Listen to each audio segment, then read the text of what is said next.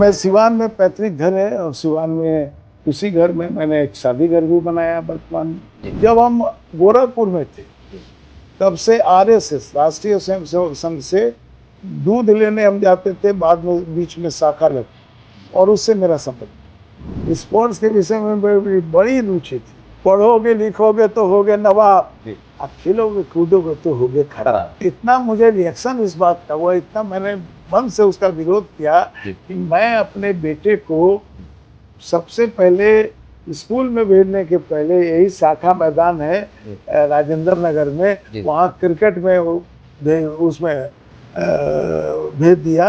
मतलब आपने अपनी कमी अपने बेटे में जाकर के तो मैं तो नहीं कोई बहुत बड़ा प्लेयर हो सका, लेकिन मेरा बेटा बहुत बड़ा प्लेयर था। मैं खेल बहुत बढ़िया इस चीज से नहीं है कि घर में मुझे हिसाब देना पड़ता, खेल से रोका जाता था। आप 4-5 बार विधायक रहने के बाद अपने मकसद में, उस मकसद में अपने आप को कहाँ देखते हैं? मेरा मकसद बिहार की समृद्धि, देश की समृद्धि। इस पूरे प्रांत को आप देखेंगे तो आपको इसमें भारत का नक्शा दिखाई। यही बिहार की संस्कृति भी, दिलवर के लिए दिलदार हैं, दुश्मन के लिए। फूलों का शहर, नगर, विधानसभा, इसको आप कह सकते। पार्कों का शहर, पार्कों का मोहल्ला, पार्कों का टोला, पार्कों का एरिया, इस जगह को कहा गया। अपने मकसद में आप अपने आप को कितना कामयाब समझ पाते हैं? अब क्या क्या बताऊं? जी, बात आता है कि भाई युवाओं के लिए कुछ होना चाहिए और खेल का मैदान कुछ बढ़ना चाहिए। कुछ तो लोग कहेंगे, लोगों का काम जी, छोड़ो इन बातों को। सबसे बड़ी उपलब्धि क्या रही आप लोगों के मिले जुले सरकार की? मैं बात, एक व्यक्ति स्वतंत्र रूप से सांस ले रहा है। बिहार एनडीए में सब कुछ ठीक चल रहा है? बिहार का दुर्भाग्य हुआ, मुख्यमंत्री का स्वास्थ्य ठीक है आपके हिसाब से? एक मुख्यमंत्री का जो कार्य होता है उसको तेजी से कर रहे हैं। किन मुद्दों पर बिहार में चुनाव होगा? विकास की गति और तेज करने के लिए। पलायन और बेरोजगारी को विपक्ष महत्वपूर्ण मुद्दा बनाया हुआ है, आप क्या कहेंगे इस?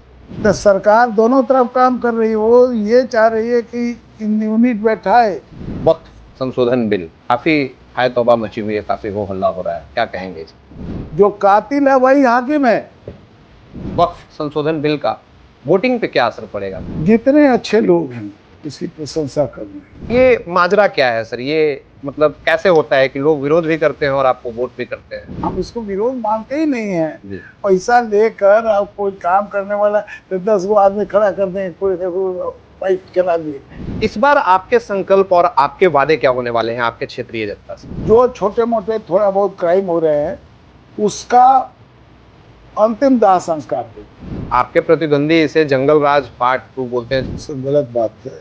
चलनी हंसली सूप के, चलनी को देखा है सूप पर हंस रही कि उनमें 77 गो छे, चलनी हंस रही, वैसे ही वो लोग हैं। पूरी वीडियो देखना ना भूलें टुडेज ब्लूप्रिंट के पॉडकास्ट सेक्शन परिचय पत्र में।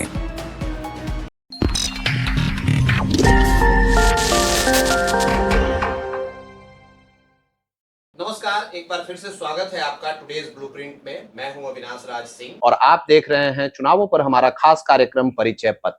क्रम को आगे बढ़ाते हुए, कड़ी को आगे बढ़ाते हुए आज हम उपस्थित हैं पटना के कुम्हरार विधानसभा में। और आज जिस व्यक्ति विशेष के साथ हम बैठे हुए हैं वो कोई परिचय के मोहताज नहीं है, ना ही पटना जिले के लिए, ना ही कुम्हरार विधानसभा के लिए और ना ही पॉलिटिक्स के लिए। तो देर न करते हुए कार्यक्रम की शुरुआत करते हैं। आज हमारे साथ हैं कुम्हरार विधानसभा से 5 बार के विधायक अरुण कुमार सिन्हा जी। अरुण कुमार सिन्हा जी, बहुत बहुत नमस्कार और बहुत बहुत स्वागत है आपका हमारे कार्यक्रम में। जी नमस्कार, हम भी आपका स्वागत करते हैं जी। आप मेरे निवास स्थान पर आए जी और पूरी टीम के साथ आए जी।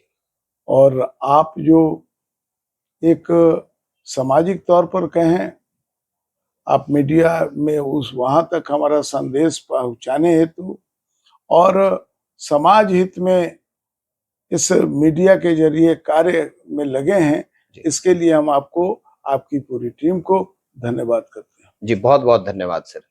तो जैसा कि आप सभी जानते हैं कि हमारा पहला सवाल आता है अपना परिचय अपनी जुबानी। आज के परिदृश्य, आज के जमाने को देखें तो लोग गूगल में सर्च किया करते हैं, आज के युवा गूगल में सर्च किया करते हैं।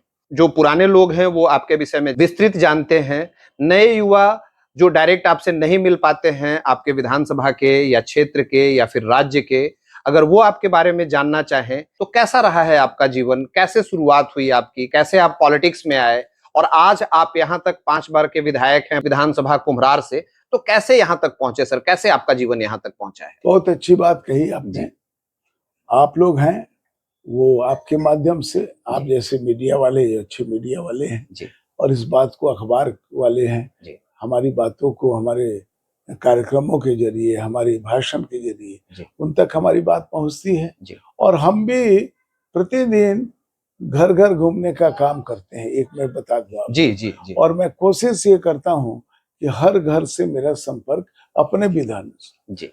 4 लाख, 4.25 लाख वोटर हैं जी। और करीब करीब 50-60 हजार से लेकर 1 लाख तक इस तरह के परिवार होंगे और ये 20 साल से अधिक समय से मैं विधायक रहा हूँ। जी जी। तो इन 20 सालों में प्रतिदिन अगर मैं 2 घंटा 4 घंटा घूमता हूँ, मिलता हूँ, लगभग सभी लोगों से मुलाकात हुई, तो अधिकतर परिवार से मैं संपर्क में आता हूँ। जो लोग भी हमको बुलाते हैं, वो फोन से भी अगर मैं हमारे पास निमंत्रण आ जाए और मैं पटना में उपलब्ध हुआ और तो मैं उनके यहाँ उनके फंक्शन में, चाहे वो सत्यनारायण बाबा का पूजा हो और चाहे बड़ी शादी ब्याह का माहौल, सुख में दुख में, अभी मैं आके मरने का विषय था, वहां जैसे खबर मिली मैं वहां पहुंच कर आया और इसी बेट पर मेरा यही स्थान है। यहीं पर लोग आते हैं, जो प्रमुख लोग जो उतना पारिवारिक नहीं है उनसे मैं बाहर मिल लेता हूँ और फिर इसी जगह पर इसी पर बैठकर आप देख रहे हैं कि इसी रूम में हमारा और परिवार के जो हमारे अन्य सदस्य हैं, हमारा बेटा, हमारी बहू, हमारी पत्नी, हमारी पोती, ये लोग हैं हमारे परिवार के सदस्य। ये लोग इसी घर में, और काफी बड़ा सरकारी क्वार्टर ये मिला हुआ है, कई रूम है, उसमें वो रहते हैं। जहां तक मेरे पूरे जीवन की कहानी यह है कि मेरा बचपन गोरखपुर में मिला। हम अपने मौसा मौसी के यहाँ बचपन मेरा जीवन बीता। उसके बाद मैं सिवान आया। सिवान मेरा पैतृक घर है। मैंने पहले बताया मैं मौसा मौसी के यहाँ रहता था। बचपन से ही 2 वर्ष का था तो उन लोगों के बच्चे नहीं थे, तो वो हम ही को एक तरह से अपना बच्चा मानकर मैं सिवान में पैतृक घर है और सिवान में उसी घर में मैंने एक शादी घर भी बनाया वर्तमान में। और वो एक बीघे का वो घर, पहले जो मकान होता था गांव का, उसके आगे पीछे बड़ी जमीन होती जी बिल्कुल। तो वो हमारे पिताजी को और हमारे दादाजी का उसमें मकान बनाया हुआ है। हमारी दादी का उसमें बहुत बड़ा योगदान है। उसी मकान को अब रख रखाव भी रखना था, उसको शादी घर में उसको थोड़ा मरम्मत करा के और उससे थोड़ा इनकम भी अब होने लगा। सिवान में हमने, और वो मेरा पैतृक घर है, अपने मेरे जो भाई हैं, मेरे 5 भाई हैं, तो उन भाइयों का जो हिस्सा था खास करके उस घर में, उनसे मैंने, किसी ने मुझे दान में दे दिया, भाई आप इस पर रहें। मेरे भाई सब बाहर रहते हैं, एक ही भाई, हम लोग 2 भाई पटने में हैं, बाकी हमारे 3 भाई पटने से बाहर, कोई बंगलोर में है, कोई दिल्ली में है, तो और एक लखनऊ में है। तो हम लोग, उन लोगों को जमीन से कोई मतलब नहीं था, तो कुछ ने हमको बेच दिया और कुछ ने ऐसे ही दे दिया कि आप रखिए। पिताजी हम लोगों के बहुत ही उत्साही व्यक्ति थे। पीएनटी विभाग में वो बड़े बाबू थे और उन्हीं के साथ हम गोरखपुर से यहाँ पढ़ाई लिखाई के सिलसिले में पटना में आके अपने पिता के पास रहने लगा। और उनकी 90 में 1990 और उस समय उनका देहांत हो गया। उस समय अभी हम 95 में 2000 में विधायक बने, उसके पहले ही तो उनका देहांत हो गया। और हमारी माता जी का तो, हमारी पिताजी ने बाद में फिर एक और शादी की, तो हमारी दूसरी माँ भी आ गई। पिताजी का तो बचपन में ही मेरी जो पहली माँ थी, जी जी, तो जिनकी कोख से मैंने जन्म लिया था, वो नहीं रही थी। फिर वो कमी उम्र में चूंकि माँ चली गई तो पिताजी की दूसरी शादी हुई, जी तो ये एक तरह से दो माँ हमारी। जी ये भी माँ हमारी, कभी ऐसा नहीं लगा, जी आज भी वो दुनिया में नहीं कि हमारी पराई माँ है जी या कोई है सौतेला जिसको कहते हैं वैसा है। जी मेरी माँ को बताया मुझे, जब गया तब मुझे पता चला, जी जब बड़े हो गए। जी ये मेरा सौभाग्य भी है, जी और माँ मरी है दुर्भाग्य भी है, दुर्भाग्य और सौभाग्य। तो एक इस बवंडर से मैं बचपन से ही गुजरा हूँ। जी मैं ये बात, आप जिस बात को, मैं उस समय जब मुझे होश भी नहीं था, मुझे मेरी माँ मुझे छोड़ के जाती है, जी एक दूसरी माँ मिलती है, और ये मेरा सौभाग्य है कि वो माँ कभी मुझे ये नहीं दी कि ये मेरी पराई माँ है। जी उसके बाद हम लोग 5 भाई जी हुए, जी और मैं दूसरे श्रेणी में आता हूँ। मेरे बड़े भाई साहब अधिवक्ता हैं हाई कोर्ट में। जी मेरा स्कूल शुरू हुआ गोरखपुर, मैंने बताया जी कि मैं 15 वर्ष की उम्र तक गोरखपुर में, जी तो वहां से स्कूल 7-8 वर्ष के था तो स्कूल में एडमिशन हो गया। जी ये वहाँ की एक डीबी इंटर कॉलेज था, पहला एडमिशन मेरा वहाँ हुआ। उसके बाद saint Andrews higher secondary school, जी और बीच में हम बीमार पड़ गए, टाइफाइड हो गया, तो उस स्कूल से नाम कट गया। फिर दूसरा स्कूल जिसको मैंने saint Andrews higher secondary school, जी उसको उपनाम में मिशन स्कूल कहते थे। जी तो ये दोनों जगह में हमने गोरखपुर में पढ़ाई की। जी एक साधारण विद्यार्थी की तरह था। जी मैं बहुत मेधावी इसलिए कि मैं स्वभावतः खिलाड़ी था, जी और ड्रामा और इस तरह और नेतागिरी बचपन से ही, इस तरह का दोस्तों को बुलाना, उसके साथ फुटबॉल खेलना, क्रिकेट खेलना, जी और बीच बीच में तो स्कूल में पढ़ाई में कम, इस सब में ज्यादा। जी तो ये रहा, तो जी फेल कभी नहीं किया, जी लेकिन बहुत मेधावी हम अपने को कहते, ये गलत है। एक साधारण विद्यार्थी के रूप में मेरा पूरा जीवन चला। जी हमने लॉ ग्रेजुएट वहां से आके हमने यहाँ FNS एकेडमी में, जी और मेरा एडमिशन हुआ, पिताजी ने करवाया। जी यहाँ के बाद फिर मैंने हायर सेकेंडरी किया, और उसमें सेकंड डिवीजन से किया, जी सब में सेकंड। और ये अच्छा हुआ कि उसके बाद हमने BA भी किया, उसमें भी हम सेकंड नहीं, उसमें हम फर्स्ट डिवीजन से पास हुए। जी और उसके बाद फिर हमने यही लॉ कॉलेज में एडमिशन लिया। जी इसमें भी हमारा मार्क्स बहुत बढ़िया रहा, इसमें भी फर्स्ट डिवीजन आया। जी तो ये करियर रहा। हमारी शादी जी अंतर जातीय शादी है। जी हमारी जो श्रीमती जी हैं वो बंगाली ब्राह्मण हैं, जी और एक संयोग था कि हम लोग आपस में मिले, एक दूसरे से परिचय हुआ, जी और हम लोगों ने एक दूसरे को पसंद किया, और हमने वो एक परिवार में ही, वो लोग भी आते जाते थे, हम लोग भी आते जाते थे। तो फिर हमारे एक पुत्र हुआ जो अभी हाई कोर्ट में प्रैक्टिस करते हैं, जी रांची में लेक्चरर में उनका हो गया है। जी लेकिन वहां उनको ये कहा गया कि आप जब PhD कर लें जी तब आपकी सैलरी और बढ़ जाएगी। जी और अभी वो PhD भी कर रहे हैं, और वहां से उन्होंने छुट्टी लिया है। जी और हमारी बहू भी है। और ये भी मैं बता दूं कि हम लोग उसके बाद, ये मन केवल संयोग नहीं था जी कि हम लोग कोई अंतरजातीय शादी, ये लव अफेयर से एक जगह थी। जी मैं इसका सिद्धांतिक रूप से विरोध था कि एक ही जात में शादी हो। जी अंतरजातीय शादी में मुझे लगा कि एक ही जाति की शादी जो वैज्ञानिक दृष्टि से जी भी ठीक नहीं है। जी अंतरजातीय शादी में एक तो समाज को बंटने से रोकता है, जी और दूसरा है, और इसी क्रम में अरेंज मैरिज है। जी हमने अपने बेटे की शादी एक ब्राह्मण की लड़की, जी जिसके पिताजी लेक्चरर प्रोफेसर हैं, वो लोग भी खुले दिमाग के हैं, जी और उनकी मतलब हमारी समधिन, और उन लोगों से वो हमारे पारिवारिक संबंध था, जी और फिर वो शादी हम लोगों ने किया। इसमें ये खास बात है कि उनका कोई लव पहले से जब परिचय नहीं था, जी लेकिन हमको लड़की पसंद आई। हम कही भाई जात पात तो मानते, लड़की तो बहुत पसंद आई हमको, जी अगर आप, उन लोगों भी तैयार हो जी गए, और ये शादी भी हो गई। जी तो ब्राह्मण परिवार से है हमारी बहू, और ये शादी हुई। जी तो इस तरह से हमने पहले विद्यार्थी पसंद, जब हम पटना आ गए, जी जब हम गोरखपुर में थे, जी तब से आरएसएस, राष्ट्रीय स्वयंसेवक संघ से दूध लेने हम जाते थे, बाद में बीच में शाखा लगती थी जी और उससे मेरा संबंध बना।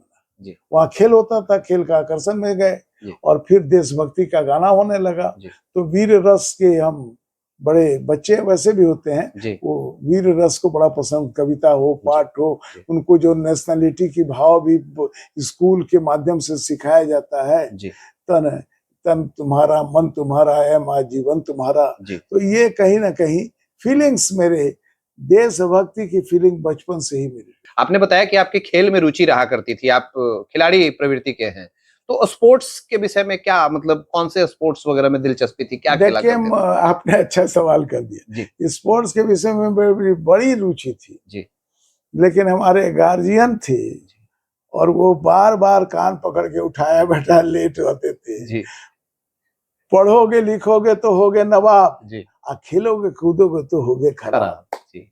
मैंने ये अपने मैं सुन लीजिए उसी जी क्रम में ये कहावत आता रहा है सर, ये वो कहावत हमको हर बार कान पकड़ के कहना पड़ता था। जी नाना जी कई बार दो बेत लगाते थे और लेट से जब क्रिकेट खेल के घर आते थे जी तो कान में 100 बार उठी बैठी और यही रटना है, जी जी तो जी ये करना पड़ा। ये अच्छा आपने कर दिया। जी और लेकिन इतना मुझे रिएक्शन इस बात का हुआ, इतना मैंने मन से उसका विरोध किया जी कि मैं अपने बेटे को जी सबसे पहले स्कूल में भेजने के पहले, यही शाखा मैदान है जी राजेंद्र नगर में, जी वहाँ क्रिकेट में उसमें भेज दिया जी और वहाँ ट्रेनिंग देता था। और मेरा बेटा क्रिकेट खेलते खेलते भारत को रिप्रेजेंट करके, जो भारत को रिप्रेजेंट करके जब वो बाल्यावस्था में था, जी तो वो भारत को रिप्रेजेंट करके उसको हुआ था, भारत में सिलेक्शन हुआ, इंडिया को रिप्रेजेंट, ऑस्ट्रेलिया, यद्यपि इंडिया रनर रहा जी लेकिन सेकंड पोजीशन रहा। जी और वहां से जब आया तो बहुत सारे उसके अचीवमेंट हुए जी और रणजी वगैरह सब खेला हुआ है। जी तो मैं तो नहीं कोई बहुत बड़ा प्लेयर हो सका, जी लेकिन मेरा बेटा बहुत बड़ा प्लेयर बना। हम तो नहीं, गार्जियन के वजह से नहीं जी कुछ कर सके। जी हम तो आशीष सिन्हा जिनकी आप बात कर रहे हैं, आपके बेटे, नाम आशीष जी, उनके नाम के आगे स्पोर्ट्समैन और क्रिकेट जुड़ा हुआ है जी सर। जी बिल्कुल। आपके स्पोर्ट्स के दिनों के कुछ किस्से अगर आपको याद हो? देखिए, मैंने पहले ही कहा कि मैं स्पोर्ट्स में जाता खूब देखता था। बस वो कान पकड़ के हाँ, नाना जी वाली बात याद रह गई। जब जब एनुअल फंक्शन होता था, मैं टुक टुक ही बात कर देखता था। जी और जब उसमें मेरा जिला, माने गोरखपुर जिला, जी जब आगे निकलता था तो बड़ी खुशी होता था। गोरखपुर हमेशा कई पूरे प्रांत का खेल वहाँ होता था जी और उसमें गोरखपुर सेकंड रहता था, आजमगढ़ फर्स्ट हो जाता था। जी तो मुझे याद आता है। जी तो लेकिन मैं खेल बहुत बढ़िया इसलिए से नहीं है कि घर में मुझे हिसाब देना पड़ता जी था, खेल से रोका जाता था। जी और वो मेरे बहुत शुभचिंतक लोग थे और सब लोग शुभचिंतक थे, लेकिन उनको लगता था कि खेलना जो है एक आवारागर्दी है, पढ़ाई लिखाई होगी नहीं। जी आज खेलता था तो इतना थक जाता था कि सो भी जाता था। जी तो पढ़ाई में मुझे भी लगने लगा कि पढ़ाई में बाधा हो रही है, जी लेकिन खेल मेरा बड़ा प्रिय था। और वैसे मैंने मोहल्ले मोहल्ले में अपने को रिप्रेजेंट, एक मोहल्ले से दूसरे मोहल्ला का, जी लेकिन कोई जो मेरे बेटे ने किया, जी मतलब आपने बापे अपनी कमी अपने बेटे में जाकर के बेटे पूरा। पर दिया जी और वो आगे बढ़कर आपके प्रश्न के कहीं किसको रिप्रेजेंट, तो उसने इंडिया को रिप्रेजेंट किया। जी मैं तो प्रांत अपने स्कूल को, एक बार स्कूल से हम चुनकर भेजे गए थे, आप कह रहे थे याद है, FNS एकेडमी से जी फुटबॉल में। जी तो एक बार चांस मिला था, लेकिन उसमें भी FNS एकेडमी हार गया, जी फिर चांस नहीं मिला। जी वैसा कुछ एक बार स्कूल को रिप्रेजेंट। हाँ, अभी याद आया, आपने कहा जी चेस में हम अपने कॉलेज को रिप्रेजेंट किए थे। जी चेस आज भी हम खेलते हैं, ये वही प्रोत्साहन मिला जी और दूसरे कॉलेज को हराया था। जी तो इस कॉलेज को अपने ओर से सेलेक्ट होकर हम गए थे चेस में, और 5 मैच हुए थे, 3 मैच मैं जीता, 2 मैच मेरा, जब हम विनर घोषित किए गए जी वो जीता। और चेस आज भी हम मोबाइल पर जब कुछ नहीं रहता तो वो चेस खेलते रहते हैं। जी आपने बताया सर कि आप आरएसएस की शाखा लगती थी, वहां जाना युवावस्था से ही, आपने बाल्यावस्था से ही स्टार्ट कर दिया। तो कैसे, मतलब आरएसएस से तो आप जुड़ गए, लेकिन राजनीति में फुल टाइम आना है, पॉलिटिक्स करना है, ये कैसे शुरू हुआ? आरएसएस में गोरखपुर में ही जुड़े जी। पटना आए तो भी यहाँ पर भी जुटे थे, जी। सिवान में थे वहां पर भी खोज लेते थे कहाँ शाखा लगती। जी। उसमें जाते जाते जब मैं पटना आया जी। और यहाँ पर अभी स्कूल में ही था, स्कूल के बाद जब कॉलेज, फिर हमको सिवान जाना पड़ा कॉलेज के लिए, जी। लेकिन मैं पढ़ाई यहीं से करता था। जी। उस समय में विद्यार्थी परिषद से, जी। अखिल भारतीय विद्यार्थी परिषद, जी। जिस बात को लेकर व्यक्ति व्यक्ति का निर्माण करती है राष्ट्रीय स्वयंसेवक संघ, जी। आरएसएस जिसको कहते हैं, जी। व्यक्ति के निर्माण कर कर वो देश का निर्माण करते हैं। उसका कहना है कि यह पूरा अगर एक इमारत है देश, तो उसका एक एक ईंट वहां मजबूत होना चाहिए और एक एक ईंट जो है वो व्यक्ति है। तो व्यक्ति का जब तक चरित्र निर्माण नहीं होगा, उसका व्यक्तित्व तो नहीं निखरेगा, वह देश हित की बात नहीं हो सकता है। तो ये बड़ा मुझे ये भाव मुझे बहुत प्रभावित किया और मैं विद्यार्थी परिषद वही काम शिक्षा जगत में करती है। और यह पहली संगठन है जिसमें केवल छात्रों का संगठन नहीं है, तो छात्रों का, उसके प्राचार्यों का, माने उसको पढ़ाने वाले लेक्चरर, प्रोफेसर, शिक्षक, इनका, और उसमें काम करने वाला कोई भी व्यक्ति, चाहे वो चपरासी हो चाहे वो क्लर्क हो, शिक्षाविद से अगर सर उस संस्था से जुड़ा है तो वो विद्यार्थी परिषद में आना, उसके लिए रास्ता खुला हुआ है। विद्यार्थी परिषद के आज नेशनल और इंटरनेशनल स्तर पर सब कई शाखाएं हैं। मैं भी उसमें आया और वहां पर मैं नगर मंत्री के रूप में यहाँ पर काम किया और उसके बाद फिर मैं सिवान चला गया और वो सिलसिला मेरा टूट गया। मैंने बताया कि सिवान, और वहाँ दादी उदी बीमार थी, सिवान से मैंने ग्रेजुएशन किया, डीएवी, वहाँ एक डिग्री कॉलेज है, वहां से मैंने ग्रेजुएशन किया और फिर लॉ पढ़ने हम पटना आ गए। तो इस काल में हम विद्यार्थी परिषद से जुटे रहे और विद्यार्थी परिषद से जुटने के बाद फिर बीच में बैक हो गया, क्योंकि आर्थिक तंगी की वजह से हमने कुछ अपना व्यापार शुरू किया।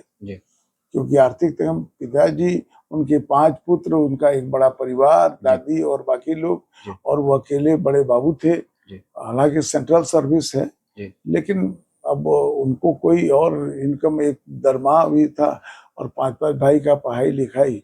तो उस तंगी को देखते हुए जब हम लोग बड़े हुए तो अपना बिजनेस है, स्कूटर पार्ट्स का एक दुकान। तो लेकिन वो बिजनेस में उतना, वहां पर भी राजनीतिक लोगों का, सामाजिक लोगों का जो मेरी रुचि थी, नेतागिरी की बचपन से, खेत से मैंने बताया नेतागिरी। नेतागिरी का मतलब कुछ मोहल्ले टोले के लड़कों को जमा करना और उनके साथ कोई प्रोग्राम बनाना, कोई संस्था बनाना, स्पोर्ट्स का कोई संस्था बनाना, अच्छे काम सफाई का कोई संस्था बनाना, किसी न किसी तरह अपने को ताकत और वैभव सा कि भाई हम लोग जब यूनाइट रहेंगे तो ताकत बनाएंगे, यहाँ से गुंडागर्दी बंद करेंगे, यहाँ के मोहल्ले को सुरक्षित करेंगे। तो इस तरह का भाव मेरा बचपन से ही था और यही भाव हमको धीरे धीरे राजनीति की तरफ ले गया। विद्यार्थी परिषद में इसी भाव ने लाया, यहाँ देशभक्ति की भाव से मैं अपने को जोड़ा और जब विद्यार्थी परिषद मेरा छूटा, थोड़ा आर्थिक व्यापार मैंने शुरू किया, तो व्यापार में भी मैंने देखा कि मैं कहाँ फंस गया, एकदम फुर्सत नहीं मिलता था दुकान से। और उसके बाद मैंने व्यापार को भी हटा दिया। एक फतुआ में भी ठाकुर प्रसाद, आदरणीय रविशंकर प्रसाद, जो पूर्व के केंद्रीय मंत्री हैं, अभी सांसद हैं वर्तमान में, वो हमारे अच्छे मित्रों में से हैं। तो उनके साथ मैं लॉ किया हूँ। तो उनके पिताजी ठाकुर प्रसाद, उनकी इंडस्ट्री मिनिस्टर थे और उसी क्रम में उन्हीं की प्रेरणा से मैंने एक यूनिट भी शुरू की थी फतुआ में। वो भी ठीक से बहुत नहीं चला, सक्सेस नहीं किया इसलिए, और बाद में उसको भी हमने सेल कर दिया क्योंकि लोन और कर्जा ज्यादा होते जा रहा था। और फिर ये सब करने के बाद उससे जो हमको बेचने के बाद जो पैसे उससे मिले, उससे मैंने स्कूटर पार्ट्स की दुकान खोली। फिर उसमें वो अच्छा चल रहा था, जी। कुछ दिन तक चलाया, लेकिन हम कहा कहाँ हम फंस जी। गए। फिर उसके बाद हमने, हमारे मित्र भी हैं, जी। गुरु भी हैं, जी। आदरणीय स्वर्गीय सुशील कुमार मोदी जी। उनके साथ में जुट गया। जी। और उनके साथ जुटने के बाद जी। उनका चुनाव प्रभारी में बने। जी। उनसे दोस्ती, वो विद्यार्थी परिषद से उनसे के साथ संगत थी। जी। जब वो वहाँ विधायक हुए, जी। उसमें मेरी भूमिका थी। जी। उन्होंने हमको एडप्ट किया कि आप हमारे चुनाव प्रभारी बने। जी। तो मेरी बड़ी को मैं बना, और उसके बाद फिर उनके साथ मैंने राजनीति शुरू की। जी। और राजनीति शुरू करने के बाद में वो भागलपुर के सांसद बने। जी। और मुझे सौंप दिया अपना जिम्मेवारी मध्य पटना, जी। जिसको केंद्रीय पटना कर। जी। और वो उसके बाद में विधायक हो गया, तो घर परिवार भी चलने लगा। जी। आर्थिक उसका दरमाह और बाकी जो चीजें होती हैं, उससे मेरी इनकम भी होने लगी, और एक सम्मान पूर्वक जीवन भी जिया, और देशभक्ति की ओर। लेकिन केवल परिवार चलाने के लिए मैं विधायक नहीं, और भी मेरे पास बिजनेस थी। जी। मैंने कहा कि अच्छा बिजनेस मेरा चल रहा जी। था, मैं सोशल काम करना चाहता, देश हित का डायरेक्ट काम, देश हित। एक सवाल लोगों ने कहा कि क्या एक भारत सरकार की सेवा करने वाला, बिहार सरकार की सेवा करने वाला जो सरकारी कर्मचारी है, एक इंजीनियर, एक डॉक्टर, एक प्रोफेसर, क्या ये देश की सेवा नहीं कर रहे हैं? कि आप कह रहे हैं कि हम देश की सेवा करना चाहते हैं। हमने कहा कि वो देश की सेवा के साथ साथ एक डायरेक्ट और इनडायरेक्ट होता है। एक होता है सीधा फोर्स, और एक होता है देश का निर्माण करता है साइड से काम करते हुए, साइड से वर्क करते हुए। तो मैं सीधे फोर्स के साथ जुटना चाहता, शुद्ध राजनीति के जरिए राजनीति करते हुए, और मैं देश की सेवा, जिसके लिए विधायक होना, सांसद होना ये जरूरी है, क्योंकि उसका काम ही वही है, दिन रात सोचना, दिन रात उसमें लिप्त रहना। तो मैं इस तरह की राजनीति से ज्यादा इंटरेस्टेड था, और मेरे मन मुताबिक मुझे यह सुशील कुमार मोदी जी ने, उनका बहुत बड़ा, और डॉक्टर सीपी ठाकुर, इन लोगों की वजह से मुझे टिकट मिली, और फिर मैंने पीछे मुड़कर नहीं देखा। मतलब आप अपने पॉलिटिकल राजनीतिक प्रेरणा स्रोत सुशील कुमार मोदी जी को मानते हैं? जी। जी। आप जो मकसद लेकर के राजनीति में आए, या जिस मकसद से आए, आप 4-5 बार विधायक रहने के बाद अपने मकसद में, उस मकसद में अपने आप को कहाँ देखते हैं? मतलब कितनी अचीवमेंट आपको लगता है कि हाँ, मैं जो मकसद लेकर के चला था उसको मैं पूरा कर पाया? देखिए, मेरा मकसद एक शब्द में मैं बता दूं, बिहार की समृद्धि, देश की समृद्धि। बिहार, एक तरह से आप देखेंगे बिहार और बिहारियों को, और इस पूरे प्रांत को आप देखेंगे, तो आपको इसमें भारत का नक्शा दिखाई पड़ेगा। हम अपनों के लिए दिलदार हैं, और दुश्मन के लिए तलवार हैं। तो ये भाव बिहार में हमको प्रेरणा स्वरूप मिली, अपने गुरुजनों से मिली, और इसको हमने बहुत लाइक किया। और यही बिहार की संस्कृति भी है, दिलवर के लिए दिलदार हैं, दुश्मन के लिए तलवार है। और यही कल्चर भारत में भी हमने देखा। तो बिहार भारत का मुकुट बने, और भारत दुनिया का मुकुट बने, सोने का, हीरे का मुकुट, सबसे ऊपर, अमेरिका से भी ऊपर, रसिया से भी ऊपर, चाइना से भी ऊपर, महाशक्ति के रूप में, वैभवशाली के रूप में, तन मन धन, यहाँ का व्यय चरित्र, इन सारों चीजों से यहाँ का व्यक्ति संपन्न हो, यह देश आगे बढ़े, और दुनिया का प्रेरणा का स्रोत बने, अगुआ बने, इस भाव से हम राजनीति कर रहे हैं। और वो हमको जो जगह मिला, पहले हम मुख्य सचेतक थे, तो फिर बिहार में हमने घूमने का बाद के दिनों में, अब हुआ कि 15 साल तक थे हम, 20 साल का अगर ले, 15 साल हम सचेतक, मुख्य सचेतक थे। बाद के दिनों में इस बार पार्टी ने समझा किसी और को देने के लिए वो जिम्मेदारी, तो और को दिया। हमें कहा कि भाई अब इनको भी चांस मिलना चाहिए, स्वागत है। और अभी हम सिंपल विधायक हैं, हमारी जिम्मेदारी है अपने विधानसभा का, तो विधानसभा में हर घर सुखी संपन्न हो, यह सुंदर मेरा विधानसभा हो। मेरे विधानसभा में अगर आप देखेंगे तो पुलों का शहर, नगर विधानसभा इसको आप कह सकते हैं। ऐसे ऐसे पुल आपको यहाँ पर मिलेंगे जो एक तरफ ऊपर चल जाइए तो कहीं और पहुंच जाएगा, नीचे से जाइए तो आप कहीं और पहुंच जाएंगे। यहाँ पार्कों का असर, कंकड़ बाग पूरा जो है 100 से अधिक वहां पर पार्क है। और पार्क पहले मेरे आने से पहले या मेरे काल में इधर हम लोगों ने काफी मेहनत की और पार्क में मवेशी, सुअर, गाय, लवारिस कुत्ता, इस तरह का घर था। लोग जो गरीब और खाना बदोश टाइप के लोग कहीं कहीं झोपड़ी बनाकर, और गंदगी का आलम था। पार्कों में आज 90% पार्क बेहतर स्थिति में है, उसको और हम सुंदर होना चाहिए। लेकिन अभी भी वहाँ घूमने और वहाँ के बच्चों को खेलने, पार्क में टहलने, बच्चों के लिए झुलुआ उलुआ की व्यवस्था ये सब हुई है पहले से बहुत।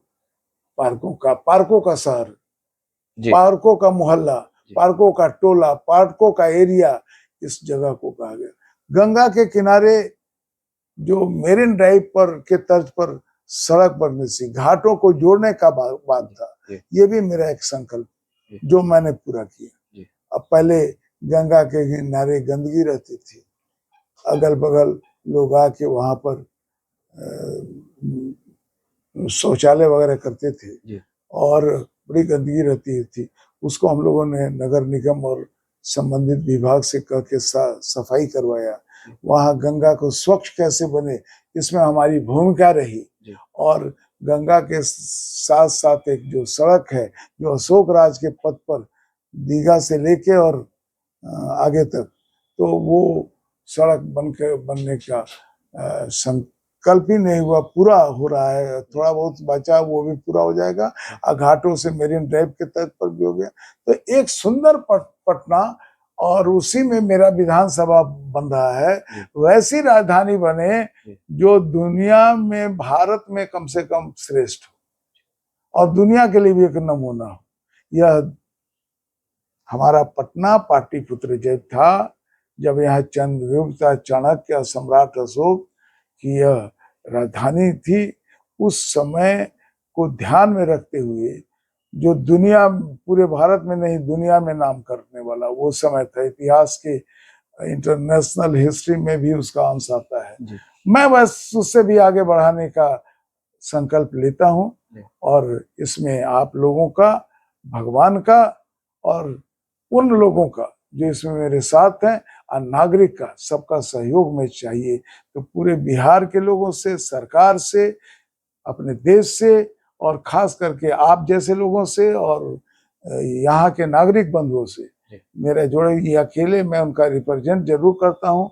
जहां पर जरूरत होगी आगे के पंक्ति में, चाहे वो रचनात्मक हो या संघर्षात्मक हो, अगर मार भी खाने होगी तो आगे मैं रहूंगा, लेकिन आप भी मेरे साथ रहिए। अगर खुशियां मनाने की बात होगी बकअप करने के लिए, तो उसमें आप आगे रहिए, हम आपके साथ रहेंगे, आपको मिठाई खिलाएंगे, खाना खिलाएंगे, खुशियों में आपकी भागीदारी बनेंगे। यही काम मैं लेकर तन समर्पित, मन समर्पित, माँ जीवन समर्पित, इसी के लिए मैं विधायक हूँ। और इसी तरह से मैं अपने क्षेत्र का जो मुझे जिम्मेदारी मिलेगी, हर व्यक्ति सुखी संपन्न हो, हर व्यक्ति की मनोकामना पूर्ण हो, भगवान से भी प्रार्थना है और मुझसे जितना हो सकता है भगवान का दूत बनकर और इनका प्रतिनिधि बनकर मैं सेवा करता हूँ। जी, 20 वर्षों में अपने मकसद में आप अपने आप को कितना कामयाब समझ पाते हैं? मैंने गंगा को स्वच्छ रखने का संकल्प। जी। गंगा पहले से काफी स्वस्थ हो चुकी है। जी। पहले गंगा में हाथ डालने पर, आज से 10 बरस पहले हाथ डालने पर लोग मना करते थे। आप गंगा में स्नान करना शुरू कर दिए। गंगा के किनारे किनारे सड़क और मेरिन ड्राइव, जी घाटों से घाटों को जोड़कर पद या जी पद, सड़कों का निर्माण हो, जी हर जगह लाइट हो, जी हर वार्ड में छोटा बड़ा एक हॉस्पिटल हो, जी हर लोग को सुखी रहे, जी किसी को कोई तरह की तकलीफ नहीं हो। पटना शहर में, पटना शहर भारत में सबसे बढ़िया राजधानी के रूप में देखा जाए, यह संकल्प मैंने आपको पहले बताया। जी तो ये सब संकल्प आता है, व्यक्ति को यहाँ जो घर परिवार सुखी रहे, युवकों को रोजगार मिले। जी मैं अनवरत प्रयत्न हूँ, जी अब क्या क्या बताऊं। जी जी मेरा सवाल बस इतना है सर कि ये बहुत सारे कार्य, जैसे बहुत सारे फ्लाईओवर्स, पार्क, पुल, पुलिया, रोड, मरीन ड्राइव, गंगा की सफाई, ये सारी बातें आपने की लोगों के विषय में, युवाओं के लिए। इन सारी बातों में जो सबसे महत्वपूर्ण कार्य लगता है, अगर आप लोगों का ध्यान गया होगा जी तो बारिश के दिनों में हमारा पूरा पटना जलमग्न हो चुका था, जी और सबसे ज्यादा आक्रांत था मेरा विधानसभा कुम्हरार, जी चाहे वो संदल पार्क का इलाका हो, जी। वहां से लेकर और ये राजेंद्र नगर तक जी सब जगह पानी, चाहे वो आपको कांग्रेस मैदान का, जी। कांग्रेस मैदान, राजेंद्र नगर, संदलपुर, थोड़ा बहुत तो बल गया, और पूरा कांगड़ जी कोई शायद 10%, 5% ही वैसा जगह हो, जी 100% अगर मेरा विधानसभा क्षेत्र में 90 जलमग्न हो चुका। जी हम लोग हर साल कोशिश करते हैं कि बरसात में पानी झमाझम बरसेगा तो पानी तो ठहरेगा ही। जी ये क्योंकि इस धरती का जो नक्शा है हमारे इलाके का, वो कटोरे नुमा है। जी। एक चीज मैं बता दूं, जी तो पूरे धरती को तो उपाय करने के लिए अभी इतना विज्ञान डेवलप किया नहीं जी। कि हम पूरे धरती को जो ऐसे है उसको ऐसे बनाते हैं, जी लेकिन वो पानी जल्दी से जल्दी घंटे, 2 घंटे, 3 घंटे में निकल जाए। जी अगर यह हम कर सकते हैं, विज्ञान उतना दूर तक जा सकता है, अपने टेक्निक से हम कर सकते हैं, जी तो लोगों का भला हो। जी तो उस समय के पहले भी हम ये प्रयास करते थे, जी पानी में डूबते थे, घूमते थे, देखते थे, लेकिन तब हम विपक्ष में थे। जी और मेरा घूमना टहलना जी और हल्ला करना, सरकार आके खोल के देखो पूरा शहर जलमग्न है, ये नारा तारा देते हुए, लोगों की सहानुभूति लेते हुए, लोगों को राशन तासन बांटते हुए। लेकिन इस समय हम लोग विपत्ति में, दोहरे मार में भी ये पड़े जी कि सरकार मेरी है, जी और सबसे रिकॉर्ड बारिश हुआ और रिकॉर्ड रूप से जुटा, इतना इसके पहले मेरे जीवन में कभी नहीं। जी ये कौन का दशक था? 2019 जी 19, ये वही दशक। जी और तुरंत आने वाला 1 साल के बाद चुनाव भी जी था। जी जी बड़ी मुसीबत में था। जी और हम लोग जिधर जाते थे, जो लोग हमको बाहों पर उस उठा बाढ़ की लेते चर्चा थे, काफी हुई थी सर। हाँ जी वो लोग बहुत दुखी थे और अनाप शनाप बोल रहे थे, जी और बड़ा विपक्ष, राजनीतिक विपक्ष बड़ा खुश था इस पर। जी वो लोग अपनी बात, अपनी ड्यूटी, उसी में राजनीति भी हो रहा था। जी उसके बाद हम लोगों ने, लेकिन जनता सब जानती है, समझती है, उसके बाद भी उन्होंने हमको जिताया, मार्जिन थोड़ी एक बात और मैं बता दूं, जी 2010 में जी मैं बिहार में सबसे रिकॉर्ड वोट से जीता था, जी और वो करीब 70,000 वोट से जीता था। जी 70,000 से जीत हुई थी, आया नहीं था। जी आया तो 90,000, 85 या 90,000 आया था। 83,426 हाँ, वोट। उसमें 70,000, 69-70,000 से देखिएगा जी तो हमारी जीत हुई। जी तो उस समय, लेकिन वो बिहार का सबसे रिकॉर्ड था जी। उस समय उतना वोट से कोई नहीं जीता। जी 2015 में तो और ज्यादा वोट मिला सर आपको, 87,000। लेकिन रिकॉर्ड मतों से, जी मैं क्या कर रहा हूँ, रिकॉर्ड मतों से, मतलब मेजोरिटी से उतना जीत। वोट से मेरी जीत हुई थी। रिकॉर्ड जो बिहार में, जी, उतना वोट से कोई जीता जी नहीं। जी जी अंतर कितना हो, वोट ज्यादा है। जी तो ये मेरा रहा। इस बार तो वोट कम इसलिए हो गया कि हम कोरोना से त्रस्त थे। जी हम कभी चुनाव में, और मुझे नहीं याद आता है कि कोई ऐसा नेता जी और चुनाव भर घर में सोया रहे जी। और चुनाव जीत जाए तो लेकिन हमको फिर भी वोटों का अंतर सर 20,000 25,000 प्लस ही रहा है हाँ, आपका। उसके बाद भी इतना वोट से जीत गए। वो उसमें भी हम पहले विधायक थे जो घर में सो के जीते, कहीं नहीं गए। हमने एक अपील कर दिया कि भाई हमको कोरोना हो गया है, जी। आप लोग हमको सहयोग करें, मैं आपके पास आने में बीमारी बांटने के अलावा कुछ नहीं कर सकता। जी। तो इससे कोरोना से हम इसी बेड पर थे और लोगों ने हमारी बात को समझा। जी। वोट भी कम पड़े उस समय, लोग कोरोना से जी, इतना जी, जी, करा। जी। तो ये सब कुछ तो मैंने आपको बताया। जी। बात बात में अगर आप पकड़िएगा जी। तो मैंने सारी बात तो बता दी कि क्या क्या डेवलपमेंट हुई और नहीं क्या सर, मेरी अपेक्षाएं हैं। जी, युवाओं की बात चल रही है सर, डेवलपमेंट की बात चल रही है, आपने पार्कों की बात कही। कुछ शिकायतें आती है सर या बातें की जाती है कि शायद प्लेग्राउंड्स कुछ कम हो गए हैं या खेल का मैदान कुछ ऐसा बात आता है कि भाई युवाओं के लिए कुछ होना चाहिए और खेल का मैदान कुछ बढ़ना चाहिए। कुछ तो लोग कहेंगे, लोगों का काम है। जी। छोड़ो इन बातों को। कोई देखिए, अगर आप किसी को स्वर्ग भी प्रदान कर दीजिएगा तो वहां पर भी कुछ इंसान के स्वभाव में है, उसको गलत नहीं मान। और वो अगर नहीं रहे तो आगे आप तरक्की भी नहीं कर सकते। कामयाबी बहुत है। जी। गंगा परियोजना, जी। सुनिए, गंगा परियोजना चल रहा है, पूरा तो नहीं हुआ। जी। तो सारे नहर खोद के छोड़ दिए गए, जी। उसके आउटलुक को बंद कर दिया गया है। जी। ये जो मेट्रो की बात करिएगा, जी। सारा कबाड़ा तोड़ तोड़ के सड़क को और बाकी तोड़ के रख दिया गया है। यही लोग कहेंगे, उनका कहना। लेकिन वो ये कहें कि इसके बाद कितना सुंदर पटना हो जाएगा, चाहे वो 6 महीना लगे या 1 साल लगे। जी। इसकी ये जो सड़क बन रही है अशोक राजपथ के पैरेलल, ये सड़क अगर बन के तैयार हो गई, अभी भी आप जाइएगा, गंगा का किनारा है, साए गाड़ी भाग रही है। तो पार्कों का निर्माण हो रहा है, लाइट हर चौक चौराहे पर मैं अनुशंसा कर दी हूँ। पेयजल के लिए पानी में मैं अपने फंड से और सरकार से भी आग्रह करके हर जगह, हर स्लम इलाका में खासकर पेयजल की, स्कूल कॉलेज, जहां तक खेल कूद की आपने बात किया, खेल कूद में हर वार्ड में एक खेल कूद ग्राउंड होना चाहिए। पार्क बहुत है, उसको थोड़ा सा बच्चों को खेलने लायक भी बनना चाहिए। बहुत जगह बना है, बहुत जगह पार्कों में, बाकी को बनेगा। लेकिन 2-2 स्टेडियम है जहाँ पर इंटरनेशनल खेल होते हैं। ये भी तो देखिए, एक राजेंद्र नगर स्टेडियम मोइन अली स्टेडियम कहते हैं और दूसरा पाटलिपुत्र स्टेडियम जो कंकड़बाग में है। अब और क्या चाहिए? कोई ऐसा कोई विधानसभा दिखा दीजिए जो इंटरनेशनल स्तर पर 2 खेल का उसके विधान से। ये तो मेरा सौभाग्य है। हमारे पास कमी है, 2 नहीं 10 होना चाहिए। लेकिन राज्य की राजधानी भी है, बाकी लोग से हम आगे हैं। राज्य की राजधानी भी है, पटना शहर है, तो होना तो चाहिए। मतलब इंटरनेशनल स्पोर्ट्स स्टेडियम है तो होने तो चाहिए। रंगशाला है हमारे विधानसभा में, ऐतिहासिक है। तो ये सारी चीज भी है, ऐसा नहीं है कि नहीं है।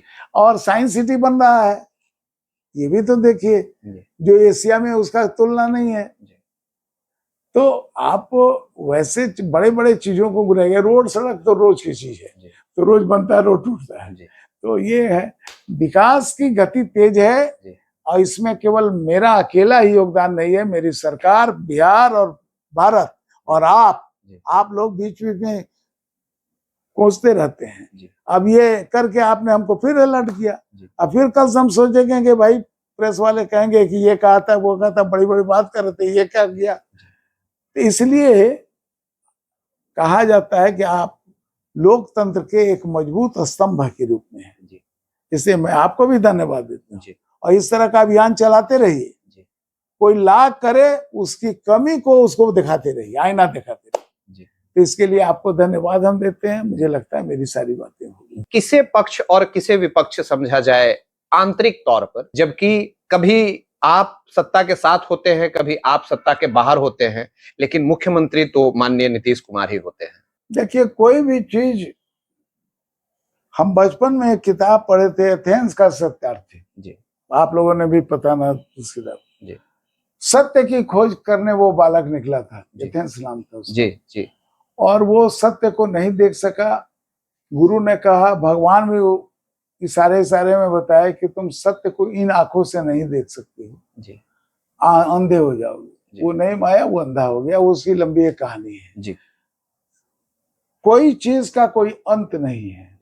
इंसान की इच्छाओं का स्वर्ग में भी आप, मैंने पहले भी कहा जाए कि सूरज में भी ताप है, चांद में भी दाग है जी और आलोचक की भी बड़ाई है, सल्यूट है जी अगर वो नहीं रहेगा तो ये नहीं रहेगा। तो इसलिए हम तुलनात्मक बात करेंगे। जी एक वो समय था जी जबकि यहाँ पटना में कोई शरीफ आदमी रहना नहीं चाहता था। अरे शरीफ की बात छोड़िए, मोची और मोची का लड़का नहीं रह गया, उसका भी अपहरण करके कहता है कि 100 रुपया दे तो लड़कवा को छोड़ेंगे। बड़े लोगों की, डॉक्टर नरेंद्र प्रसाद ओपन आपके सामने कह रहा हूं, इतने प्रख्यात डॉक्टर आज है नहीं। डाक बंगला पर उनकी गाड़ी रोककर उनको उतार कर रिक्शा पकड़ा के कहा कि जाइए, गाड़ी आपकी पसंद आ गई है। गुंडागर्दी के वो आलम था। और आज क्या है? आज आप, मैं भी बोल सकता हूं, मेरा विपक्ष भी बोल सकता है, कोई आदमी मीटिंग कर सकता है, कोई आदमी घर में शांति से सो सकता है। मैं ये नहीं कहता हूं कि अपराध आज नहीं हो रहे हैं, मैं ये नहीं कह रहा हूं कि स्वर्ग से भी बड़ा हमारा ये पटना शहर बन गया है। तू जिंदा है, तू जिंदगी, तू जीत पर यकीन कर, अगर कहीं है स्वर्ग तो उतार ला जमीन पर, उतार ला जमीन पर। इस मकसद से हम आगे बढ़े, ये मिजाज लेकर आगे बढ़ रहे हैं। तो कमियां तो रहेंगी, कमियां नहीं रहेंगी तो फिर तो सब खत्म हो जाएगा।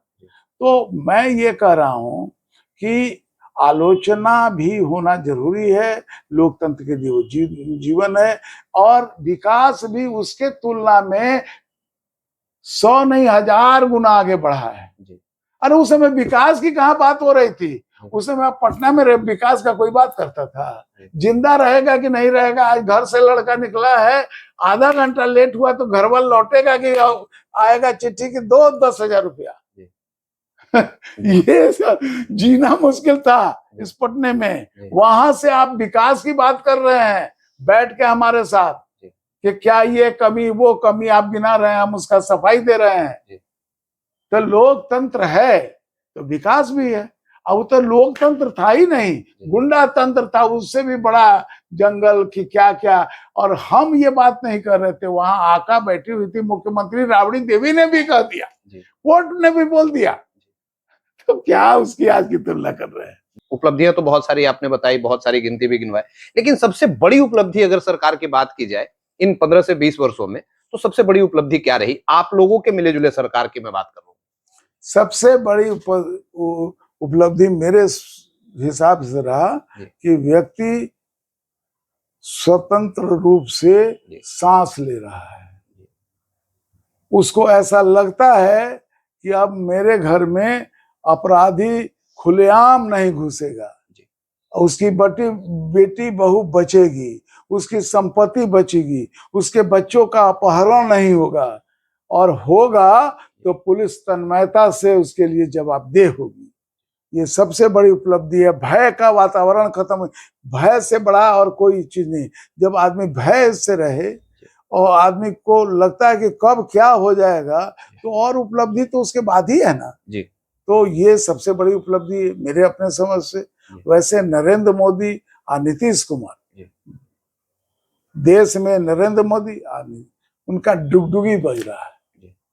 जो कमी है नरेंद्र मोदी पूरा कर देते हैं, नरेंद्र मोदी की बात को नीतीश कुमार रखते हैं। इन नेताओं में अन्य की अपेक्षा, मैं ये नहीं कहता कि इनमें दोष नहीं है, लेकिन इन नेताओं से अच्छी जोड़ी बिहार के लिए, क्योंकि केंद्र में बैठे हैं वो आदरणीय नरेंद्र मोदी जी, अमित शाह और बाकी नेता, और यहाँ नीतीश कुमार। तो ये सब मिले, और बाकी हम लोग, हाँ, और आप लोग, ये सब लोग लेकर, क्योंकि हम भी लग रहा है कि यह मेरा देश है, ये अपराधियों का देश नहीं है। पहले तो लगता ही नहीं था। मैं कई बार मैं खुद भोगा हूँ, चुनाव के समय में, गिनती के समय में थे तो उनके गुंडे कहा कि अरुण बाबू आप यहाँ से चलते बनिए तो ज्यादा बेहतर है, नहीं तो बेकार बेइज्जत हम लोग नहीं चाहते, अब बड़े भाई हैं, बेइज्जत हो जाएगी। इस लैंग्वेज में बात करता था कि काउंटिंग छोड़ के भागो, अब मास्टर बोल रहा है चुप बैठो, ये भाषा। और नरेंद्र बाबू जब अपना गाड़ी लेने गए जी तो लालू जी तो कहे कि चले जाइए, सबसे बड़ा सरदार वही है, मुख्यमंत्री भी हैं और सारा पूरा परिवार से वो चाहेंगे तो आप। नरेंद्र बाबू से मुख्यमंत्री का बहुत, लालू जी का बहुत अच्छा संबंध था, तो चले गए। जी जाके देखिए गाड़ियां वही खड़ी थी। जी और कहे भी, कहे कि हमारे को बोल नहीं सके, तो कहे भी कि गड़िया रऊ रहे या लड़िकबा रऊ रहे, कुछ ले दे के काम चलाई। जी ये भाषा हुआ है, जी ये सब जगह अखबारों में कहीं कहीं निकला, इसलिए बोलने में हमें कोई दिक्कत नहीं है। जी जी। आपने माननीय प्रधानमंत्री नरेंद्र मोदी और मुख्यमंत्री नीतीश कुमार जी की जोड़ी की बात की। कई बार ये जोड़ी अलग भी हुई है, तो क्या लगता है इस बार बिहार एनडीए में सब कुछ ठीक चल रहा है, सब कुछ जैसे दिख रहा है वैसे ही चुनाव तक चलेगा ये, या फिर कुछ अंदर खाने कुछ चल रहा है? बिहार का दुर्भाग्य हुआ जी कि ये जोड़ी अलग हुई। जी अब इसके अलावा जिस नेता के विषय में अच्छी, मैंने कहा भी जी कि जो इस धरती पर आया है उसमें कुछ कमियां भी हैं, जी तो मैं उस कमियों को देखता हूं। अब जिनके वजह से कमी है, इसका मैं उचित नहीं समझता हूं जी कि जो हमारे नेता हैं जी उनके कमियों को, लेकिन वो कमियां हैं, इतना ही मैं कहूंगा। जी अलग होना जी देश हित में ये जरूरी था, ये वो भी समझकर जी अलग हो गए, ये दुर्भाग्य है। इसको इतना ही कहता हूं मैं कि ये दुर्भाग्य है। जी। राष्ट्रीय जनता दल के टॉप प्रतिनिधित्व अक्सर हाँ मुख्यमंत्री जी के स्वास्थ्य की बातों को लेकर के बात उठा रहे हैं कि शायद वो उनका स्वास्थ्य ठीक नहीं चल रहा है, वो अब अस्वस्थ हो गए हैं, अगले 5 वर्ष का कार्यकाल झेल नहीं पाएंगे। वहीं एनडीए की तरफ से देखा जाए तो माननीय नीतीश कुमार के चेहरे पे आप लोग फिर से चुनाव लड़ने जा रहे हैं, तो कैसा है स्वास्थ्य? मुख्यमंत्री जी के साथ आप लोग काम कर रहे हैं, कैसा सस्टेन कर पाएंगे? ये सारे लोग, जी चाहे आदरणीय नीतीश कुमार जी हों, जी अरुण सिन्हा जी हों, जी हमारे बीच में नहीं रहे आदरणीय स्वर्गीय सुशील कुमार मोदी जी हों, जी आदरणीय नरेंद्र मोदी जी हों, सोनी चौबे जी हों, जी तो सभी ये एक ही एज ग्रुप के हैं। एक सब उम्र के हिसाब से एक ग्रुप। जी और आज छोटी मोटी बीमारी होती रहती है, जी लेकिन रिटायर करने वाले न उद्देश्य हित की उनको चिंता है, जो ये सोच रहे हैं जी ये केवल उनका शुद्ध गद्दी, और ये नहीं उनके दिमाग में ये बात है कि वो हैं तो बेहतर स्थिति चल रहा है, बेहतर स्थिति चलने देनी चाहिए। भूल से भी यह देश का दुर्भाग्य होगा, बिहार का दुर्भाग्य होगा कि इन नेताओं का जो कार्य है, कार्य शैली है, जिसमें विकास तेजी से आगे बढ़ रहा है, उसमें अवरोध होगा। मैं केवल इशारा जी, मतलब मुख्यमंत्री का स्वास्थ्य ठीक है आपके हिसाब से? एक मुख्यमंत्री का जो कार्य होता है उसको तेजी से कर रहे हैं। जी अभी उन्होंने उद्घाटन किया, बढ़िया भाषण करते हैं, कभी कभी हंसी मजाक में, या कभी कभी जिसको कहता कि स्लिप लैंग्वेज, जी वो कभी कभी हो जाता है। अब उसी को लेकर अरे हम भी बोलते बोलते कुछ ऐसी बात जरूर कर देंगे कि कल कोई आदमी हम पर चढ़ जाएगा कि आप किस साबुत से ये बात कर रहे हैं। जी तो लोगों की बात मैंने, अब जैसे वो नरेंद्र बाबू की बात जी मैंने लोगों से सुना, देखा तो नहीं जाके हमने, जी जी तो देखी दिखाई सब से सुना, कुछ अखबार में भी देखा, तो उस आधार पर हमने कहा। जी जी तो जी अब उस बात को कल कोई एकदम चढ़ जाए कि आप कैसे कहे, करे, लोगों से जाके पूछिए कैसे कहे। जी तो हर चीज का को आदमी बोलता है, जो सुनता है वो बोलता है, सब चीज का जरूरी नहीं कि सब कुछ वही जो एकदम 100% तो कोर्ट ही नहीं हो गए, जी निर्णय तो कोर्ट देता है, हम लोग तो बोलते हैं। जी हो सकता है कि उसमें 1-8% ज्यादा हो जाए, कम हो जाए। जी। बिहार में विधानसभा चुनाव आने वाला है, बिहार का इलेक्शन ब्लूप्रिंट क्या होगा? किन मुद्दों पर बिहार में चुनाव होगा इस बार? विकास की गति और तेज करने के लिए, राजधानी को पूरे देश में एक अच्छा स्थान दिलाने के लिए, वहाँ बिहार के युवकों के रोजगार को सुनिश्चित करने के लिए बिहार को पूर्व की भांति बल्कि उससे भी आगे बढ़कर जो प्राचीन में नाम लिया जाता है आज के आधुनिक परिवेश में, याद रखिएगा, लोग कहेंगे कि सम्राट अशोक के समय में आज के आधुनिक परिवेश में उन नामों का सहारा लेते हुए वैसे ही यहाँ का भी विकास होना चाहिए ताकि पाटलिपुत्रा के साथ बिहार को लोग सबसे ऊंचे और हसरत भरी नजर से देखें, ऐसे प्रेरणा लेके जाए, बिहारी कहलाने पर गर्व महसूस हम करें। जब दूसरे प्रदेश में या देश दुनिया में जाएं तो बिहारी हैं तो हमको लोग श्रद्धा और प्रशंसा की नजर से देखें, आदर के नजर से देखें। इस तरह का विकास। पलायन और बेरोजगारी को विपक्ष महत्वपूर्ण मुद्दा बनाया हुआ है या वो लोग बात कर रहे हैं, आप क्या कहेंगे इसके ऊपर? अभी तो आपने देखा कि मुख्यमंत्री जी ने कितनी योजनाओं की घोषणा की, किसने नौकरी की घोषणा की। अब रोम शहर एक दिन में नहीं बनता है, समय चाहिए, विकास की गति हो रही है, रोजगारों को रोजगार दिए जा रहे हैं, उसके अलावा उनको रोजगार के एक सरकारी नौकरी होती है और एक रोजगार दिलवाना होता है। तो सरकार दोनों तरफ काम कर रही है। वो ये चाह रही है कि इन यूनिट बैठाए और उद्योग विभाग के जरिए उसको प्रोत्साहित किया जाए और वो इस लायक हो कि अपना रोजगार तो वो शुरू करे और 10 गो एम्प्लॉय भी रखे। तो ये बढ़िया है कि नौकरी पा जाए। और नौकरी भी वो अभी तो तुरंत अखबार में दाधार निकल रहा है, नौकरियों के हजारों की संख्या में।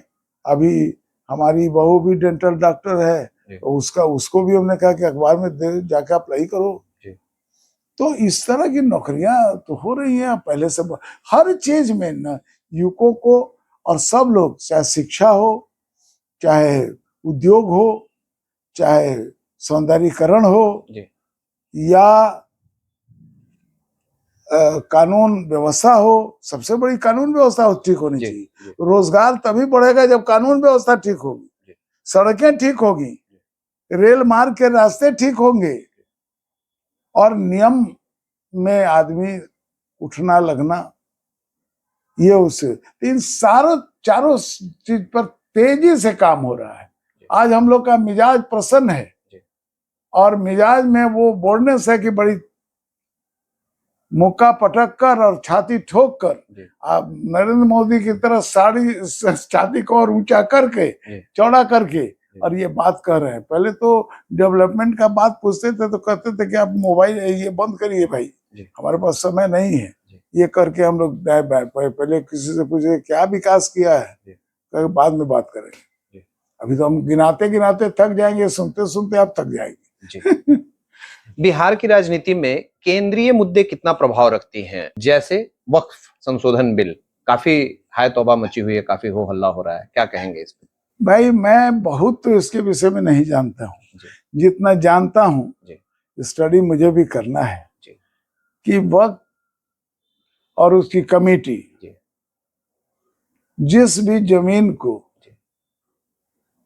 हथिया लेती थी, अपना लेती थी, अपना किसी तरह से उस पर अधिकार का अनाउंसमेंट कर देती थी, वो उसके लिए कोई दूसरा कोर्ट नहीं था। अगर कोर्ट भी था तो उसी का कोर्ट था। माने जो कातिल है वही हाकिम है। और इस बात को, इस अन्याय को खत्म करना तो अच्छी बात है, न केवल हिंदू के लिए, सभी समाज के, हिंदू मुस्लिम सिख ईसाई सभी का ये देश है। हम तो यही कहते हैं, कन्या से लेकर कश्मीर तक, कन्याकुमारी से कश्मीर तक, आटक से कटक तक, यहाँ पर जो जन्म लिया, जो यहाँ पुरुषार्थ किया, जो यहाँ रहता है, जो यहाँ का अन्न खाता है, जो यहाँ के खुले आसमान में रहता है, उसका ये देश है। और उस देश पर हम सभी का बराबर का को, कोई धर्म, कोई कानून बीच में इसमें अंतर नहीं करे। एक भाव हो, भारत के हम संतान बने रहें और हम आपस में, भारत माता कहते हैं तो भारत के बच्चे होने के लिए हम आपस में भाई बहन हो गए। तो ये भाव रखकर एक रिश्ते, गाढ़ा रिश्ते का संबंध बनाकर हम इस धरती पर रहें। इसी कल्चर का नाम भारतवर्ष है, इसी कल्चर पर। जी। चुनाव में कितना असर दिखेगा सर इस वक्फ संशोधन बिल का? वोटिंग पे क्या असर पड़ेगा, कितना असर दिखेगा बिहार में? जितने अच्छे लोग हैं इसकी प्रशंसा कर रहे हैं, चाहे वो हिंदू हो मुसलमान हो, सब अंत में मानते हैं कि बात आपकी ठीक है। इससे इसका कोई आपने 3 तलाक वाला देखा था, उसमें भी यही हल्ला लोगों ने शुरू किया, बड़ा खराब असर पड़ेगा, क्या हुआ, और अच्छा असर पड़ गया। इस तरह से जो गलत कानून है, जो गलत नियम है, उसको जाना ही पड़ेगा। पुराना हो गया, किसी जमाने के लिए अच्छा रहा होगा। पहले वर्गों में बांटा गया था जातियों को, उस समय भी यही फिलॉसफी थी कि जो जैसा कर्म करेगा कर्म के अनुसार जाति। अब कोख के अनुसार जाति हो गया, पेट से जन्म लिया, ब्राह्मण का लड़का तो ब्राह्मण हो गया, चाहे उसमें ब्राह्मणत्व हो या नहीं हो। ऊंच नीच का भेद न माने वही श्रेष्ठ ज्ञानी है, दया धर्म हो जिसमें सबसे वही पूज्य प्राणी है, क्षत्रिय वही भरी हो जिसमें निर्भयता की आग, और सबसे श्रेष्ठ वही ब्राह्मण है जिसमें हो तो कैसा रहा कुम्हरार विधानसभा के लिए 5 वर्ष का कार्यकाल, या ये 5 वर्ष कैसा बीता कुम्हरार विधानसभा के लिए सर? कुम्हरार में विकास की गति तेज हुए, साइंस सिटी का निर्माण हो रहा है, गंगा घाट के किनारे मेरीन ड्राइव के तर्ज पर सड़क बन रहे हैं, रोड बन रहा है अशोक राजपथ के पैरेलल, घाटों को एक दूसरे से जोड़ा जा रहा है, गंगा को स्वच्छ किया जा रहा है, रोड का निर्माण का डिटेल अभी नगर विकास मंत्रालय में हमने अनुमोदन करके भेजा है। उन सारे गलियों के और सड़कों के और अनुशंसा मैंने कर दिया है, वो जल्दी उस पर अभी आज भी बात किया, उस सब ठीक होने जा रहे हैं। इसके अलावा पार्क, पहले भी मैंने बताया, पार्क अधिकतर पार्कों को ठीक किया गया है, इस लायक तो कम से कम कर ही दिया गया है कि उसमें आप घूम फिर सकिए। 10% अभी भी बचे हुए हैं। लाइट की व्यवस्था हो ताकि चौक चौराहे पर लाइट इस पर बोल जाए। पेयजल की व्यवस्था के लिए भी हमने अनुशंसा किया है कि सब जगह सबमर्सिबल पंप की व्यवस्था, ऊपर टंकी रहता है और स्वयं की जारी। तो विकास के हर मुहिम पर स्टेडियम खुल गए हैं, 2 स्टेडियम इंटरनेशनल हो गए हैं। तो ये कंकड़बाग को हम लोगों ने पार्कों का नगर नाम दे रखा है, उसको प्रतीक। शेष जो पटना, उसमें भी हम लोग, जगह यहाँ कम है, घनी आबादी है अपेक्षाकृत कंकड़बाग की, लेकिन अब उसमें जितना बेहतर बनाया जा सकता है वो हमारी कोशिश हो रही है। कुछ हमने पार किया है और ये सरकार उसमें और गति लगाएगी। विदेशों से जो जानकारी देना है वो देगी भी, अपनी हुनर को भी बताएगी, क्योंकि आदान प्रदान पर विश्वास करने वाले हैं। और उनसे भी हुनर लेकर, हम ऐसा नहीं मानते कि केवल हम हुनर सीखते हैं, बहुत सा हुनर उनको सिखाते हैं। तो उनसे हुनर लेकर और हम इस शहर को और विकास करेंगे और अपने हुनर से उनको देकर दुनिया का विकास करेंगे। 2010 में आप भारी मार्जिन से आपकी जीत हुई, लगातार जीत आपकी होती रही है, मार्जिन चाहे जैसा भी रहे। 2020 के विधानसभा चुनाव की अगर मैं बात करूं तो कुछ वीडियो वायरल हो रहे थे, कुछ जगह पे आपत्तिजनक बातें की जा रही थी आपको लेकर के। लोग विरोध प्रकट करते हैं, फिर भी आपकी जीत सुनिश्चित होती है, मार्जिन चाहे जो कुछ भी हो। तो ये माजरा क्या है सर? ये मतलब कैसे होता है कि लोग विरोध भी करते हैं और आपको वोट भी करते हैं? देखिए, विरोध लोग अगर करते हैं तो वोट क्यों देते हैं?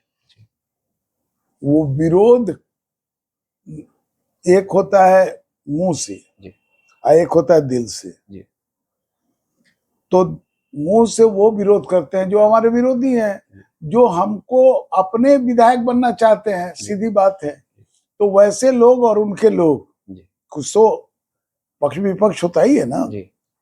तो कुछ लोगों ने तो अभी भी मोर्चा खोला हुआ है। कुछ वैचारिक विरोध है, जैसे कम्युनिस्ट पार्टी है, उसकी वैचारिक विरोध है, वो सिद्धांतिक रूप से नेशनलिटी को वो नहीं मानते हैं, देशभक्ति को वो नहीं मानते हैं, वो कुछ और करते हैं। उनके साथ बुर्जुआ और दो भागों में संघर्ष करवाने की बात करते हैं, बंदूक के नोक पर सत्ता लेने की बात करते हैं। हम लोकतंत्र, हम दिल जीतकर सत्ता, सबके साथ सबका विश्वास और इसको लेकर चलना चाहते हैं। तो फंडामेंटल कुछ सैद्धांतिक विरोध होता है, कुछ लोग सत्ता पाने के लिए विरोध के हटेंगे तो हमारा जगह बनेगा, और ये ऐसे लोग विरोध करते हैं। लोग अगर विरोध करते मेरा तो हमको हाईएस्ट वोट से क्यों जिता देते? हमको एक बहुत कम से कम, आपने बताया कि 30,000 से हम जीते, कम से कम सबसे, और कभी भी हम 50-60 हजार से उससे पहले हारे ही नहीं। और एक बार तो बिहार में रिकॉर्ड स्थापित किया जी।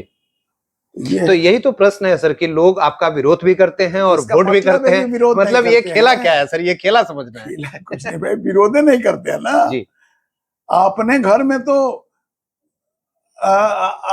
अपने से कोई नहीं कहेगा तो उसको हम लोग विरोध अगर समझते हैं तो हमारी भूल है जी। वो अपनी बात कहते होंगे, हम इसको विरोध मानते ही नहीं है। हम तो जहां जाते हैं वहीं पर घरों से लोग निकल के मिलने चले आते हैं। आपको कैसे विरोध लगता है हमको नहीं समझ में आता है। कुछ मीडिया में मोर्चा खोला हुआ है कुछ लोगों ने, कुछ वीडियो वायरल हुए थे पिछली बार। वो मोटिवेटेड लोग हैं, पैसा लेकर आप कोई काम करने वाला तो 10 गो आदमी खड़ा कर देंगे, कोई माइक चला दिए। ये सब टेक्निक तो आप हमसे बेहतर जानते हैं। चलिए, विधानसभा चुनाव आने वाला है और एक महत्वपूर्ण सवाल कि आने वाले विधानसभा चुनाव में इस बार आपके संकल्प और आपके वादे क्या होने वाले हैं आपके क्षेत्रीय जनता से? एक तो कानून और बेहतर काम करे जी। और बेहतर की जरूरत है। जो छोटे मोटे थोड़ा बहुत क्राइम हो रहे हैं उसका अंतिम दाह संस्कार हो जाए, ना के बराबर एकदम खत्म। तो एथेंस के शरणार्थी पढ़ चुका हमने किताब, लेकिन वो ना के बराबर है। दूसरा मेरा कि यह पार्कों का शहर जो हम लोग जोर से कहते हैं, आपके प्रतिद्वंदी इसे जंगल राज पार्ट 2 बोलते हैं। ये सब गलत बात है। वो तो कुछ तो लोग कहेंगे, लोगों का काम करना, ये तो जनता ही बता देती है उनके मुंह पर तमाचा मारकर कि लोग क्या कहते हैं। 5,000 10,000 जमानत जब्त होती है मेरे हमारे बाद के बाद भाई साहब, जमानत लोगों की जब्त होती है, बचा नहीं पाते, वो क्या कहेंगे? कहा के एगो गांव में कहावत है, हंसली चलनी हंसली सूप के, चलनी को देखा है सूप पर हंस रही कि उनमें 77 गो छेद, अब चलनियों हंस रही है। वैसे ही वो लोग हैं जिनको 5 गो 10 गो 2 4 5 हजार जितनी जमानत जब्त होती है, वो कहते हैं कि इनमें दोष है, दोष है। तब उनका क्या हम जवाब? तो थेटरोलॉजी है जी। ऐसे लोगों को तो बोलना ही नहीं चाहिए जी। उनको आप लोग जरा कहिए कि बोलना बंद करिए, वोट वोट लाइए तब बोलिएगा जी। संकल्प और वादों की बात हो रही थी सर, वही मैं कह रहा हूँ। यह सुंदर शहर और बढ़िया बने, यह पूरे पटना का हमारा कुम्हरार विधानसभा क्षेत्र आदर्श बने और पूरा पटना पुनः अन्य प्रदेशों की राजधानी से बेहतर राजधानी बने, भारत में इसका अपना एक स्थान बने, और इसके लिए जितना बढ़िया काम किया जा सके ये मेरा संकल्प है। जो काम बच गया है, पुलों का, पार्कों का, सड़कों का, जल जमाव का, पेयजल समस्या, बिजली का, पानी का, और साथ साथ नौजवानों के रोजगार का, ये सब क्षेत्र पर काम हो नहीं रहे हैं, तेजी से बढ़ रहे हैं, उसी को और बेहतर विस्तार। हमारे चैनल के माध्यम से अगर आप अपने क्षेत्र की जनता से, देश प्रदेश की जनता से कोई अपील करना चाहें तो वो क्या होगा? अपील यही करना चाहते थे कि हर वार्ड स्तर पर आप एक सामाजिक संगठन बनाकर हमें अपने यहाँ बुलाएं, अपनी समस्याओं को बताएं, और ताकि हम वो जाकर और बेहतर तरीके से आपकी समस्या और उसका उचित निदान कैसे हो सके ये करूं, और इसी के लिए आप मुझे चुने। और यही कह के जनता जनार्दन को बहुत बहुत प्रणाम करता हूं जी। तो ये थे हमारे साथ भारतीय जनता पार्टी से, भारतीय जनता पार्टी के बिहार पूर्व सचेतक 5 बार के विधायक, वर्तमान कुम्हरार से विधायक अरुण कुमार सिन्हा जी। ऐसे ही अलग अलग विधानसभाओं में अलग अलग नेताओं से, स्थानीय विधायकों से, प्रबल दावेदारों से हमारी बातचीत होती रहेगी। हम उनका परिचय रिकॉर्ड करते रहेंगे और आप तक लेके आते रहेंगे। आप बने रहिए हमारे साथ और देखते रहिए हमारे चैनल टुडेज ब्लूप्रिंट न्यूज को। बहुत बहुत धन्यवाद अरुण कुमार सिन्हा जी हमारे साथ बातचीत करने के लिए। आपको भी नमस्ते जी, बहुत बहुत धन्यवाद, शुक्रिया, थैंक यू।